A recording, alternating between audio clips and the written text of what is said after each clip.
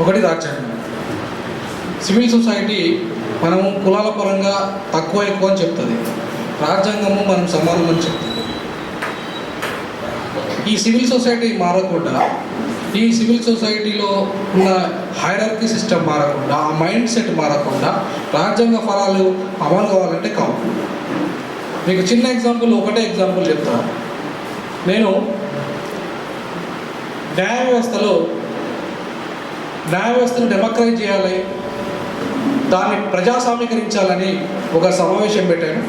దాంట్లో దేశవ్యాప్తంగా ఉన్న మొత్తం న్యాయ వ్యవస్థలో సుప్రీంకోర్టు నుండి మొదలుకుంటే ఇక్కడ ఉన్న ఆంధ్రప్రదేశ్ వరకు ఎవరెవరు న్యాయమూర్తులు ఉన్నారని స్టాటిస్టిక్స్ తీశాను.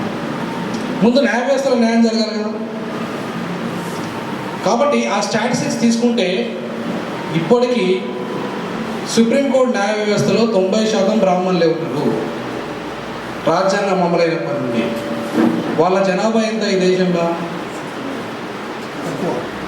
ఎంత? 1% కూడా లేదు.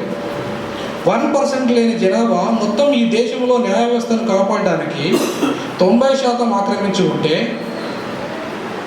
వాళ్ళ మైండ్ సెట్ మొత్తం ఆధిపత్య మైండ్ సెట్ ఉంటే, బ్రాహ్మణికల్ మైండ్ సెట్ ఉంటే, ఈ వ్యవస్థను, న్యాయ వ్యవస్థను ఎట్లా ప్రక్షాళన చేస్తాము?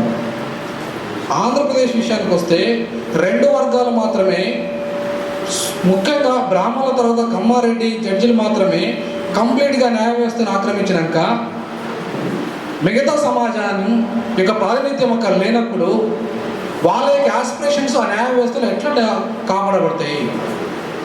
ఇవాళ ఆంధ్ర గురించి మాట్లాడుతున్నాము. ఆంధ్రాలో ఉన్న బీసీలకు కానీ, మైనార్టీలకు కానీ, ఎస్సీలు కానీ, ఎస్టీలు కానీ ఎంతమంది న్యాయమూర్తులు ఉన్నారు? ఒక తెలంగాణలో అన్యాయం జరుగుతుంది, వాస్తవమే, దాన్ని కాదనలేదు. కానీ అక్కడ కూడా అన్యాయం జరుగుతుంది, రాయలసీమలో కూడా ఈ కింది కులాలకు అన్యాయం జరుగుతుంది, ఈ దేశంలో కూడా జరుగుతుంది, సుప్రీం కోర్టులో కూడా జరుగుతుంది. అంటే న్యాయ వ్యవస్థకు ఒక ముఖం ఏముందంటే, న్యాయ వ్యవస్థలో కూడా హైరార్కీ నడుస్తుంది.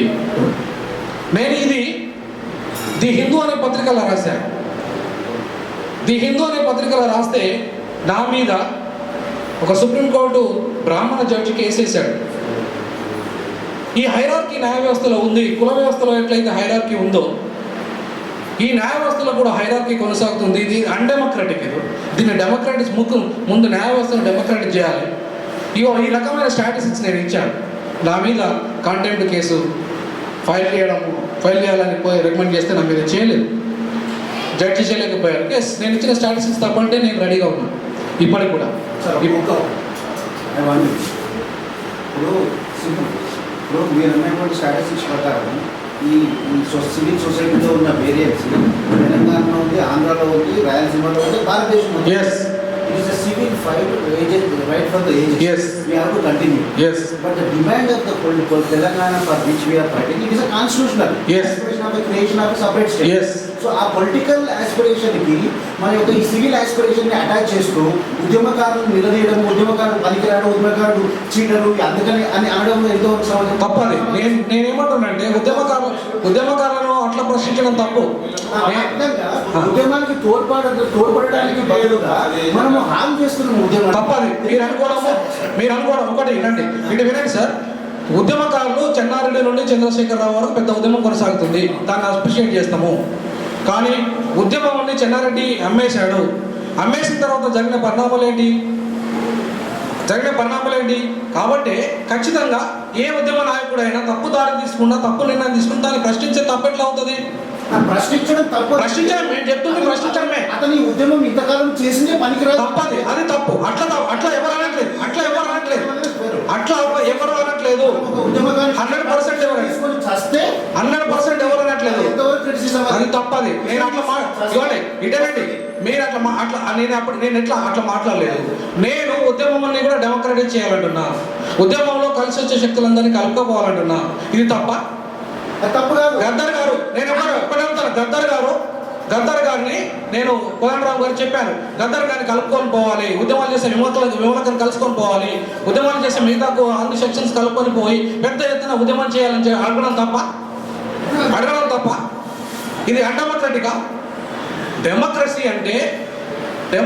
అంటే ప్రజల యొక్క ప్రాతినిధ్యం. ఉద్యమానికి ప్రజాస్వామీకరించడం అంటే అన్ని సెక్షన్స్ ఉద్యమంలో కలుపుకొని పోవడం, అన్ని సెక్షన్స్కు న్యాయం జరిగే విధంగా ఉద్యమాన్ని నిలపడం. అంతే నేను అనేది. నేను అడిగిన డిమాండ్ డెమోక్రటిక్ డిమాండ్ అడిగాను అంతే తప్ప నువ్వు ఉద్యమం చేస్తే తప్పు, నేను ఉద్యమం చేస్తే రైట్ అని చెప్పలేదు. తప్పది. నువ్వు ఉద్యమం చేసినా ఒకటే, నేను ఉద్యమం చేసినా ఒకటే. బట్ ఉద్యమం అంతిమంగా ప్రజలకు ఉపయోగపడే విధంగా వెళ్ళాలన్న తప్ప ఇంకా వేరే ఉద్దేశం కాదు. కాబట్టి మిత్రులారా, నేనేమంటున్నానంటే ఇంటలెక్చువల్స్గా మనము ఇక్కడ జరుగుతున్న వివక్షతను ప్రశ్నించకుండా, మనం వాస్తవాలను గమనించకుండా, నేను అంటాను ఒకటే మీకు సమానం. మా కాలేజ్ స్టార్ట్ అయ్యి 113 సంవత్సరాలు అవుతుంది. ఎందుకు ఒక దళితుడికి ప్రిన్సిపాల్ 113 సంవత్సరాల తర్వాత అవకాశం వచ్చింది మా కాలేజీలో? ఎందుకు వచ్చింది అంటే మేధస్ లేదా దళితులకు ఈ దేశంలో? మా కాలేజీలో లేదా? మస్తు మంది ప్రొఫెసర్లు వచ్చారు, మస్తు మంది ప్రొఫెసర్లు చచ్చారు. వాళ్ళు ఇంటలెక్చువల్గా హార్వర్డ్లో క్లాసులు చెప్పారు పోయి, హార్వర్డ్ లా స్కూల్లో. కానీ ఇక్కడ ప్రిన్సిపాల్ కాలేకపోయారు. ఎందుకు కాలేకపోయారు? ఉస్మానియా యూనివర్సిటీ స్టార్ట్ అయ్యి 100 సంవత్సరాలు దాటింది. ఒక దళితుడు వైస్ ఛాన్సలర్ ఎందుకు కాలేకపోయాడు? ఇక్కడికి ఇంటలెక్చువల్స్ దేశ విదేశాల్లో ఉన్నారు. అవకాశాలు ఎప్పుడైనా బాధితులకి కల్పించినప్పుడు తన మెరిటోరియస్ కనపడతాయి. నువ్వు ఉద్యమం చేసేవాడివి, నాయకత్వం చేసేవాడివి, కింది కులాలని, కింది సమాజాన్ని ఆలోచించాలని నేను కోరుకోవడం డెమోక్రటిక్ కాదా?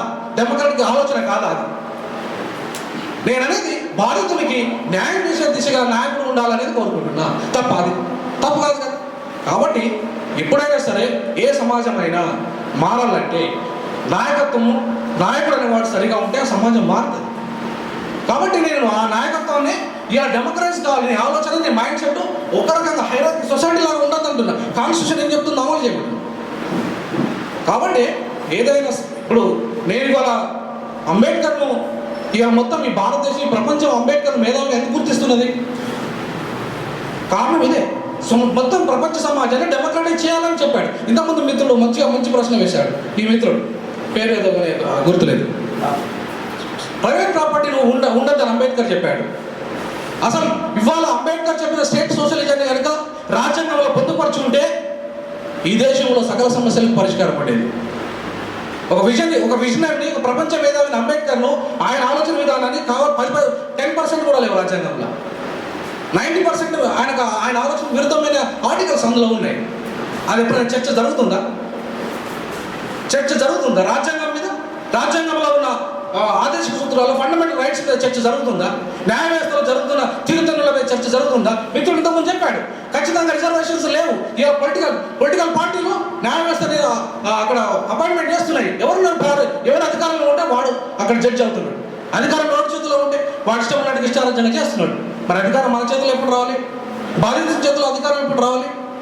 నీవేళ మొత్తం అధికారం అంతా రాజకీయాలతో కరప్ట్ అయినాక, కోట్ల రూపాయల వ్యాపారం అయినాక ఇలా సామాన్యుడికి అధికారం ఎప్పుడు వస్తుంది? ఎప్పుడు వాడికి న్యాయం జరుగుతుంది? ఇవి ప్రశ్నించడం అప్రజాస్వామికమా? కాదు మిత్రులారా, ఇవన్నీ ఆలోచించుకోవాల్సిన అవసరం ఉంది. ఎప్పుడైనా మేధావి అనేవాడు, విద్యావంతుడు అనేవాడు ఈ సమాజాన్ని సంస్కరించాలి, ఆ దిశగా పోవాలి. ఏ ఉద్యమానికైనా దిశ అట్లా ఉండాలని కోరుకుంటున్నాను. అంతే తప్ప వేరే ఉద్దేశం కాదు.